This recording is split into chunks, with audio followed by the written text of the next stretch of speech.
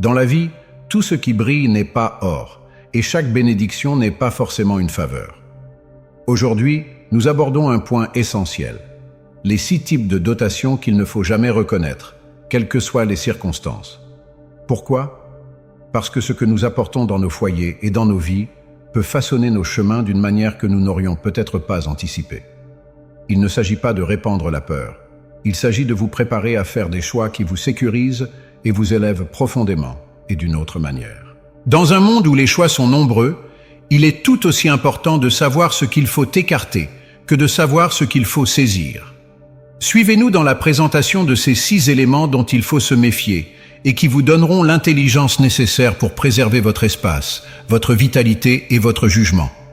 Les choses qui exaspèrent votre instinct.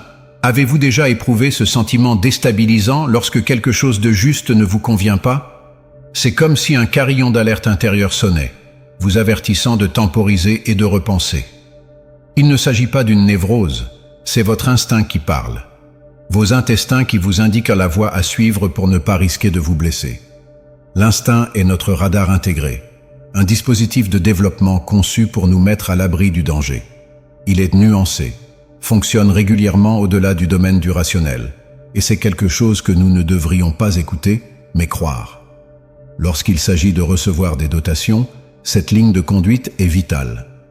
Si une chose vous met mal à l'aise, à cran ou tout simplement hors de vous, c'est un signal qui mérite d'être pris en compte. Pourquoi cela est-il important? Parce que toutes les bénédictions ne sont pas des bénédictions. Certaines sont chargées de sentiments, de désirs ou d'énergie qui ne vont pas dans le sens de notre bien-être. Il peut s'agir d'une question apparemment irréprochable dont l'historique est tout autre, ou d'une manifestation de quelqu'un dont le processus de pensée est obscur. La détresse que vous ressentez peut être due au fait que votre subliminal capte des signaux auxquels vous n'êtes pas délibérément attentif. Voici ce que vous devez faire. Croire à ce sentiment, le diminuer courtoisement, ou, s'il vous appartient déjà, trouver un moyen de l'expulser de votre espace. Il n'est pas nécessaire de légitimer ou d'expliquer votre choix à qui que ce soit. Ce dont vous avez besoin, c'est de votre tranquillité d'esprit et du maintien d'un environnement sûr et positif. Gardez à l'esprit que ce n'est pas tant la question elle-même que l'effet qu'elle a sur vous. Une bénédiction doit apporter de la joie, pas des problèmes. Elle doit être ressentie comme une expansion positive de votre vie, et non comme une source de malaise. Alors, si votre instinct vous signale une bonne grêle, écoutez-la. C'est l'un des outils les plus puissants dont vous disposez pour explorer les scènes sociales et enthousiastes complexes de notre vie. En résumé, les choses qui exaspèrent votre instinct sont les premières sur notre liste de bénédictions à ne jamais reconnaître. Faire confiance à son intestin est plus qu'un simple dicton. C'est un outil qui peut vous éviter des désagréments cachés et garantir que votre espace personnel reste un havre de vitalité positive et de paix. Honorons notre intuition et faisons des choix qui résonnent vraiment avec notre moi intérieur. Révérez les choses mystérieuses, tout comme nous faisons confiance à notre instinct pour nous éloigner de ce qui nous perturbe, nous explorons nous aussi le territoire complexe des bénédictions aux significations plus profondes, parfois occultées.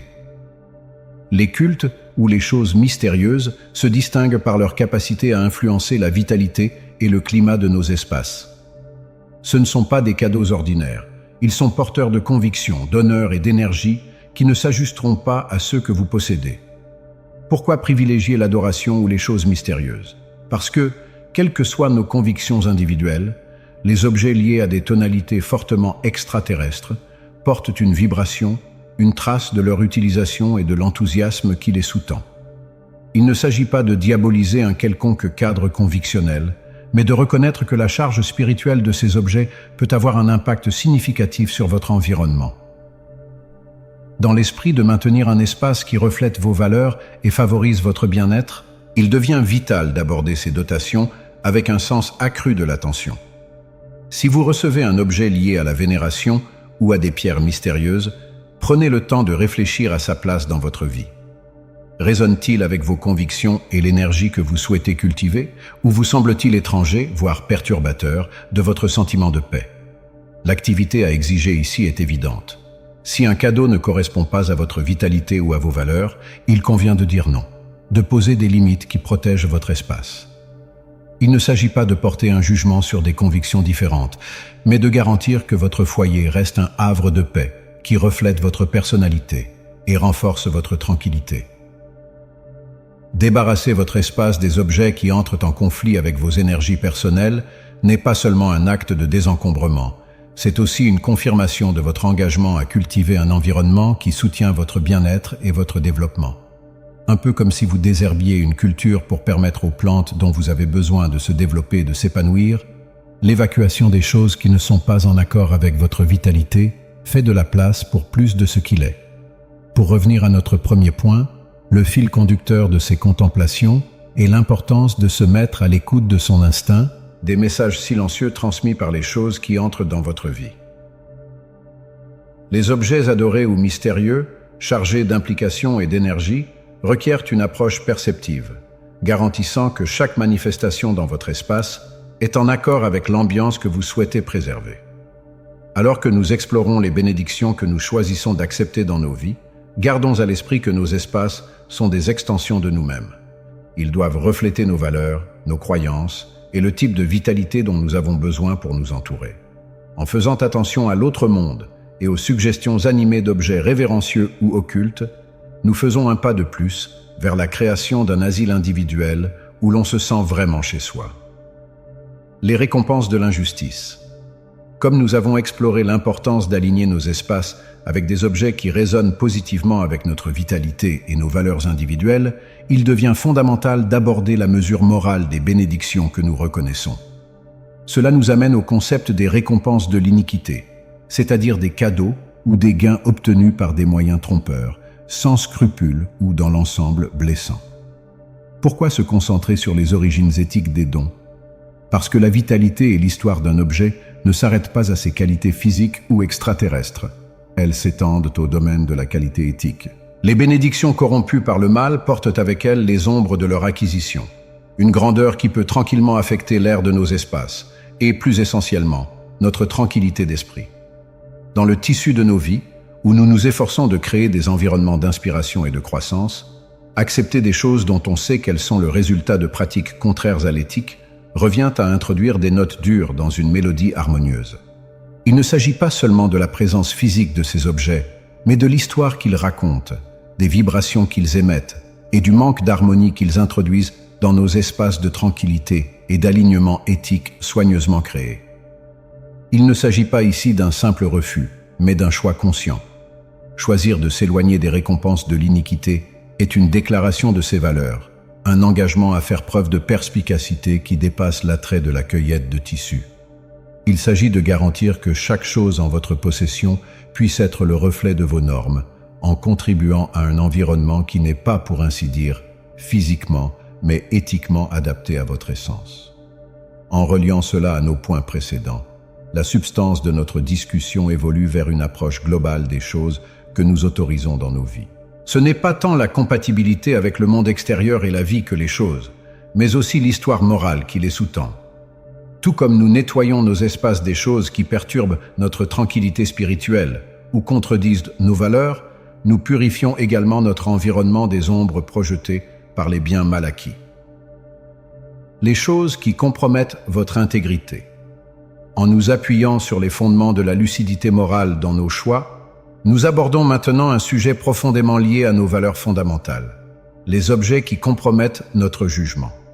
Certaines offres ou bénédictions s'accompagnent de coûts cachés, ceux qui exigent un compromis sur notre volonté individuelle. Il ne s'agit pas seulement de choses physiques, mais de propositions qui remettent en question nos limites morales et nos sentiments personnels. Pourquoi l'acuité est-elle primordiale dans le contexte de ce que nous acceptons? Parce que le jugement est la boussole qui nous guide à travers les complexités de la vie. C'est la qualité interne qui nous permet de rester fidèles à nos principes, même lorsque nous sommes confrontés à des gains tentants. Les cadeaux ou les offres qui nous obligent à déformer nos mesures éthiques, à ignorer la voix de notre âme, désintègrent la substance exceptionnelle de notre être. Accepter de telles choses, c'est permettre une brèche dans notre système de valeurs individuelles, un compromis qui peut entacher notre sens de soi et la pureté de nos espaces. Ce dialogue se développe normalement à partir du point précédent concernant les récompenses des actes répréhensibles. Tout comme nous refusons les bénédictions polluées par des implications indignes de confiance, nous devons également nous méfier des choses qui exigent un compromis avec notre intégrité. Qu'il s'agisse d'un pot de vin déguisé en cadeau, d'une offre lucrative qui exige le silence sur un acte répréhensible, ou de tout avantage qui nous oblige à agir à l'encontre de notre boussole éthique, la récompense est toujours trop élevée. L'action à entreprendre ici est celle du refus assertif et du respect de soi. Il s'agit de reconnaître qu'aucune prise de tissu ne vaut le coût de notre paix intérieure et de notre cohérence morale. Chaque décision de rejeter de telles choses renforce notre engagement en faveur d'une vie vécue de manière authentique, en accord avec nos vérités et nos valeurs les plus profondes. En reliant cela à notre voyage jusqu'à présent, nous voyons un fil conducteur clair. L'importance de créer une vie et un espace qui reflètent non seulement nos penchants gustatifs ou nos croyances d'un autre monde, mais aussi, fondamentalement, notre intégrité morale. De même que nous nous mettons à l'écoute de notre intuition et que nous garantissons l'alignement éthique et cosmique de nos choix, de même nous devons préserver notre intégrité en rejetant tout ce qui pourrait la compromettre. Le fait de saisir les éléments qui correspondent à notre perspicacité renforce le caractère sacré de nos espaces individuels, en les transformant en véritables reflets de ce que nous sommes. C'est une confirmation de l'engagement indéfectible envers nos valeurs, envers une vie où chaque chose, chaque choix, reflète notre dévouement à vivre avec honnêteté, respect et clarté éthique. Objet issu de souvenirs douloureux. Dans le prolongement des thèmes de l'instinct, du monde extérieur et de l'acuité morale, nous rencontrons une autre dimension du discernement, la réverbération passionnée des bienfaits que nous conservons. Certains objets, plutôt que d'être liés à des origines douteuses ou à des énergies conflictuelles, sont tissés avec les ficelles de nos propres rencontres passées, portant le poids de souvenirs douloureux. Pourquoi est-il vital d'aborder les objets liés à des souvenirs atroces? Parce que nos situations ne sont pas seulement des espaces physiques, elles sont la toile de fond sur laquelle se déroule notre vie quotidienne et qui affecte notre bien-être émotionnel.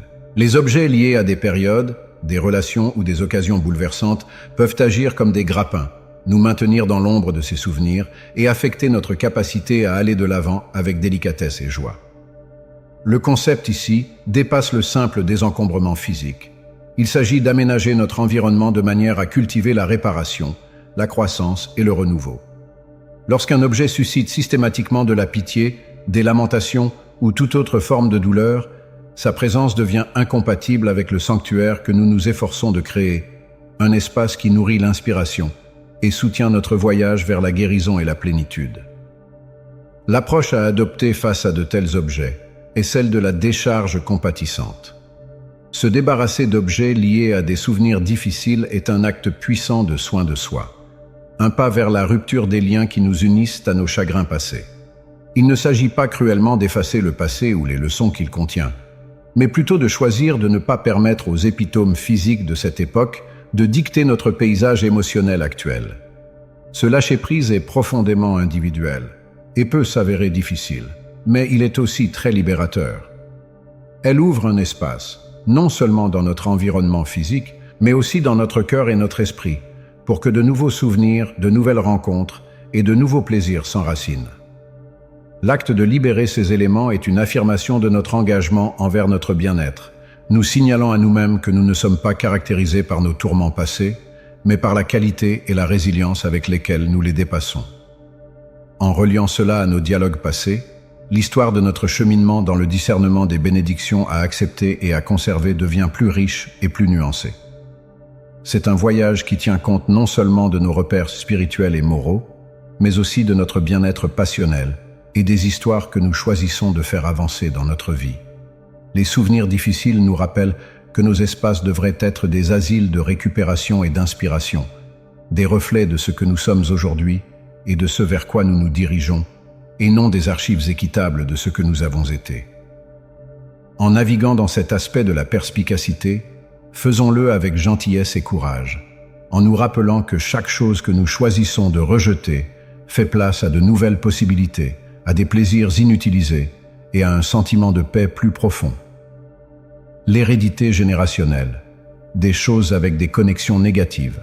Ce discours nous invite à considérer l'impact significatif des choses transmises de génération en génération, en particulier celles qui peuvent être porteuses d'un héritage de négativité, de lutte ou de tourment. Ces objets, imprégnés d'histoire, ont plus qu'une simple valeur sentimentale. Ils sont les réceptacles des énergies, des expériences, et parfois des incertitudes de nos ancêtres. Pourquoi est-il important d'examiner de près ces cadeaux générationnels? Parce qu'ils peuvent agir comme des conduits silencieux, canalisant dans nos vies actuelles les échos des griefs, des luttes ou des malheurs du passé. Ces objets ne sont pas simplement inanimés, ils sont imprégnés de l'histoire de la vie de ceux qui nous ont précédés et peuvent avoir un impact sur notre vitalité, nos espaces et nos projets individuels. Les objets d'ascendance générationnelle ayant des liens négatifs nous obligent à nous enfermer dans un acte d'ajustement fragile. D'une part, ils nous relient à nos racines, en annonçant un lien tangible avec notre héritage. D'autre part, ils peuvent aussi nous attacher aux aspects mêmes de notre hérédité que nous voulons dépasser ou dont nous voulons guérir. Reconnaître et soigner les liens négatifs que ces choses peuvent abriter n'est pas un acte de rejet, mais un choix conscient de se libérer de cycles qui ne nous servent pas ou qui ne servent pas notre voyage vers la positivité et le développement. La méthode de traitement de ces objets est profondément personnelle et contemplative. Elle consiste à discerner les objets qui élèvent et améliorent notre vie et ceux qui perpétuent des schémas ou des énergies que nous cherchons à laisser derrière nous. Ce discernement est guidé par une combinaison d'instinct, de réflexion sur l'histoire de l'objet et d'une véritable évaluation de son impact sur notre état d'esprit actuel. Lorsque nous reconnaissons des objets ayant des liens négatifs, la voie à suivre est celle de la libération et du renouveau. Se décharger de ces objets peut être un acte symbolique de récupération, une façon d'honorer les voyages de nos ancêtres, tout en affirmant notre engagement à façonner une voie différente. Cette décharge n'est pas une suppression de l'histoire, mais une libération de son emprise, qui nous permet de repenser notre legs en des termes qui résonnent avec nos valeurs et nos désirs. Alors que nous naviguons dans cette scène complexe, abordons chaque élément avec révérence et une conscience aiguë de ses suggestions plus larges. Ce faisant, nous honorons notre passé tout en préparant délibérément un avenir caractérisé par la lumière, l'amour et l'intérêt inébranlable pour la guérison personnelle et générationnelle. En conclusion, nous avons révélé 6 cadeaux que vous devriez éviter pour préserver votre bien-être et votre intégrité. Qu'il s'agisse d'objets qui perturbent votre intuition ou de cadeaux au passé douteux, il est essentiel de faire des choix judicieux. N'oubliez pas que la perspicacité et l'intuition sont vos meilleurs guides. Si cette vidéo vous a fait réfléchir, pourquoi ne pas allumer le bouton « J'aime » ? C'est une façon simple de nous dire que vous êtes d'accord. Et pendant que vous y êtes, abonnez-vous et rejoignez notre communauté pour plus d'expériences sur la création d'une vie ajustée. Vous avez des réflexions, des expériences ou une histoire à partager? Partagez-les avec nous dans les commentaires ci-dessous. Votre contribution pourrait être le signal qui guidera le voyage de quelqu'un d'autre. Merci d'être à l'écoute. Continuez à faire des choix qui reflètent le meilleur de vous-même. Jusqu'à la prochaine fois, vivez avec intention et épanouissez-vous.